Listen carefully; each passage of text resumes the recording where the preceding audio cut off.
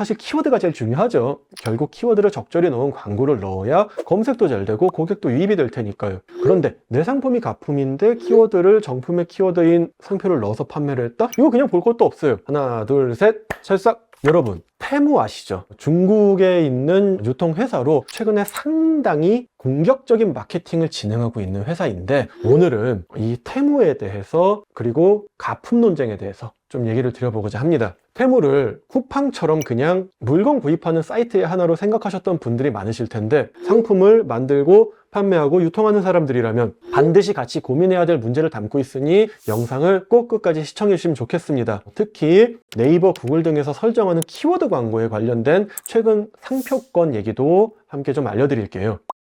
여러분, 그 닥터마틴이라는 신발 브랜드 아시죠? 이 브랜드가 중국의 테무사를 상대로 상표권 침해 소송을 했어요. 그리고 소송 이유를 밝히면서 테무가 구글 검색을 조작해서 닥터마틴과 유사한 테무의 제품을 자체 브랜드보다 상단에 표시되도록 하고 있다. 특히 테무는 닥터마틴과 에어웨어 등의 키워드로 광고를 사용해서 닥터마틴에 대한 검색 결과를 앗아갔다 라고 했네요. 자, 이건 바로 광고 키워드의 문제예요. 여러분, 상표라는 것은 어떤 상품이나 서비스를 남들과 이렇게 구분하기 위한 표식이에요. 그렇다 보니 그 사용 방법은 굉장히 다양해질 수밖에 없어요. 과거에 인터넷이 없던 시절에는 상품에 그냥 붙여서 사용했던 게 일반적이었다면, 이젠 온라인에서 어떤 식으로 표시하면 그게 상표에 사용이 될 수도 있어요. 그런데 요새 어느 광고를 보든 사실 키워드가 제일 중요하죠. 결국 키워드를 적절히 넣은 광고를 넣어야 검색도 잘 되고 고객도 유입이 될 테니까요. 그런데 내 상품이 가품인데 키워드를 정품의 키워드인 상표를 넣어서 판매를 했다? 이거 그냥 볼 것도 없어요. 누가 봐도 상표권 침해예요. 왜일까요? 상표법은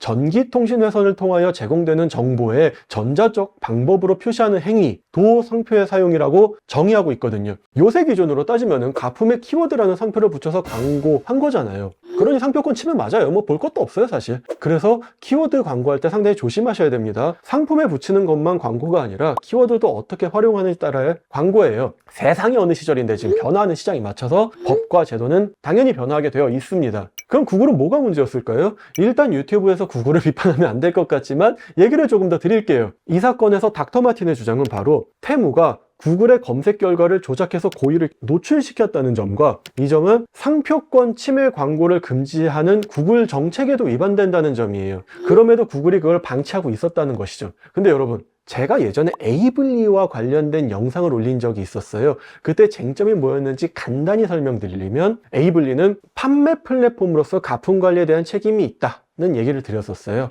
영상 궁금하신 분들은 그 영상도 보시면은 반드시 도움이 될 겁니다. 자, 구글 얘기로 돌아와서 넓은 의미로는 에이블리와 동일해요. 즉, 구글은 일종의 광고 책임자로서 가품이 검색되지 않게 할 의무가 있어요. 그런데 테무가 만약 키워드를 조작해서 닥터마틴을 검색을 했을 때 자신들의 광고가 먼저 뜨겠다는 문제가 있죠. 그러니까 구글은 상표권 침해 광고 불허 정책을 명시했지만 동시에 소매업체가 상표를 검색 키워드로 사용할 수 있도록 허용하고 있다는 거예요. 그럼 단지 상표 검색했을 때 검색이 되는 게 하는 게 문제냐? 그건 아니에요. 여기서 닥터마틴에는 분명한 의도가 있어요. 그건 뭐냐? 테무가 가품이 엄청나게 유통되는 플랫폼이다 보니 닥터마틴을 검색했을 때 확인되는 링크를 들어가면 테무의 가품이 검색된다는 게 닥터마틴의 입장인 거예요. 그런데 이 부분은 분명 고민을 해봐야 되는 게, 정품을 판매하는 사람들은 구글에서 검색을 했을 때 정품이 검색돼야 하는 건 너무 당연하지만 당연히 본인의 상품도 검색돼야 될 거 아니에요.